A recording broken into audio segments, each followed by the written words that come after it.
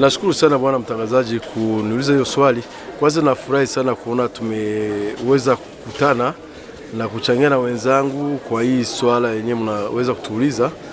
Mimi ni naibu kama kiongozi wa association wa legend wa Burundi. Lengo letu ni lengo la kusaidizana na kujuana hali kama kawaida yetu.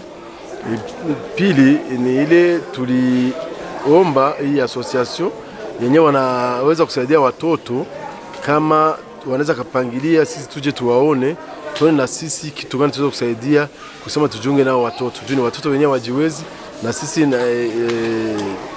nia yetu ni kusaidizana kwa sisi peke yetu kama wachezaji wa zamani wa Burundi. Huenda tulisema na sisi tunapaswa kuchangia na watoto wenyewe hawajiwezi tuone kesho yake avenir yao ni ipi.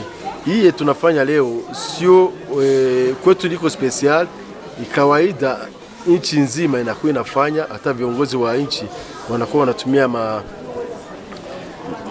vitu kama hivi kwa kusaidia watu wajiwezi, kwa kukutana yao peke katika masherehe fulani inakuwa inatupatia na sisi nafasi ya kusema na sisi tuendelee mwa ile njia yenye viongozi wanatuonesha, kwa kusema na sisi kesho tusaidie watoto. Kesho watakuwa ni wenyewe wataweza kubeba nchi. Itakuwa ni vizuri zaidi kuona tuko nao watu waweza kuwa tuwesaidia.